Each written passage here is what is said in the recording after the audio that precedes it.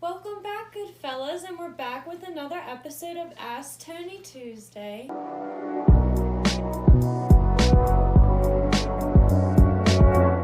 I'm here with the owner of Goodfellas Granite, Tony. How are you today, Tony? Doing well. Yourself? I'm great. Thank you for asking. My pleasure. I got 2 questions for you today. Okay. You ready for the first one? I am ready.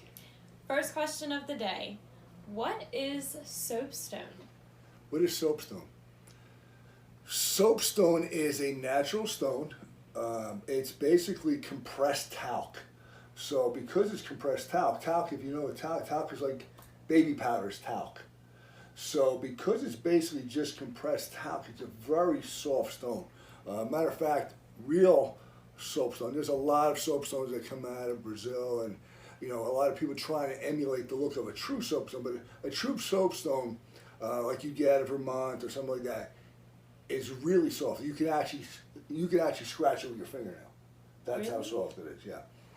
So a lot of people love the look of soapstone, and you can do an integrated sink with it. There's a lot of stuff you can do with soapstone, and they use it in a lot of laboratories because acid will do nothing to soapstone. So in the labs they use a lot of soapstone because they can mix all their chemicals and stuff like that and not have any issues with the counters. So it's used a lot in laboratories, but in a working kitchen, it's too soft. But what happens is a lot of people were buying old Victorian style houses or old farmhouses, and they wanted to have that look of the soapstone because that's what would have been in the house originally, usually. So what's become popular, and we do carry soapstones. We have a fair amount of soapstone outside if people want soapstone.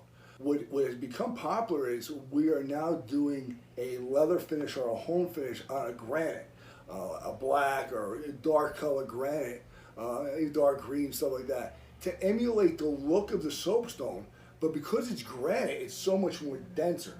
So you don't have to worry about the scratching, and you also don't have to worry about the constant care you have to put on soapstone. You either have to wax it every other month, or you use mineral oil, or any kind. There's certain kinds of oil you put on. But mineral oil is usually the most common. And what happens is that oil evaporates, so you're constantly putting this oil on over and over. So by doing the granite, if you want it to be darker, then we use a color enhancing sealer on it. It has that soapstone look, and it stays like that forever. So soapstone is a talc-based material, very soft, but it's a natural stone. The stone that you were talking about that's really soft that you can scratch with your nails. Yeah. It made me think of, there's this stone that you can actually eat. Really? Yeah. What, pop rock? Like it's soft. No. No. Not a pop rock? No, like it looks like a stone, like a regular stone. Really? And you can literally eat it.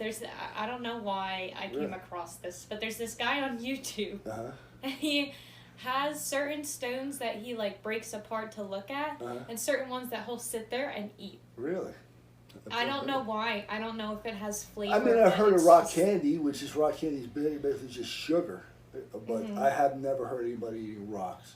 But yeah, I didn't. I literally thought he was eating a regular rock, and I didn't get it, but must be that or something wouldn't try like that. No, I wouldn't either, because where does it go? Exactly. Okay, second question of the day. What are the shiny or the sparkly pieces that you find in some materials? The sparkly pieces are usually mica. So granite, just say granite for instance. Granite is made up of quartz, usually 20 to 60% quartz. Feldspar, again, which is another mineral, it can contain 10 to 60%. And every stone is going to be different about the quantities and the percentages that they have. And it's usually 10% to 15% mica. That 10 to 50%, the more mica in a stone, that's the softest of any mineral in a stone. So the more mica in a stone, you'll get more of that reflection, you'll get more of that glitter, but it makes the stone much more brittle. Again, not a big deal once it's in, because we do everything we need to do, whether put fiberglass rotting, metal rotting, whatever we need to do to get it in. But that's for us. So, once it's in, you have no issues. But for us to fabricate, the more mica that's in it, especially the edge work. You have to do a lot of gluing. You have to do a lot of fiberglass metal or metal rods to make sure everything stays intact. So the stuff that's a really consistent material, the Uber tubes, the absolute blacks, they contain hardly any mica, if any at all. That's why they're so dense. The stuff that has a lot of movement variation and you see those big flecks of silver, that contains a lot of mica. But it's the mica that makes it glitter and gives it the shine. I was always wondering that. Yeah. Too, like myself. Now you know. So, yeah, I guess so.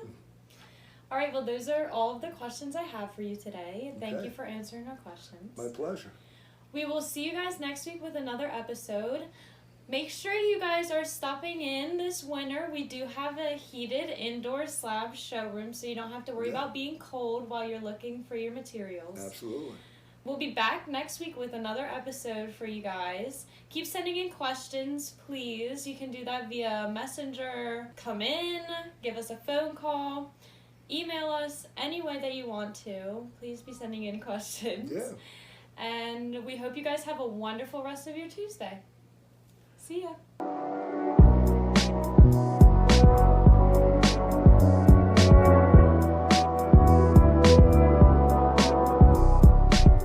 How are you today, Tony? Good. If I was any happier, I'd myself. What? Had to redo.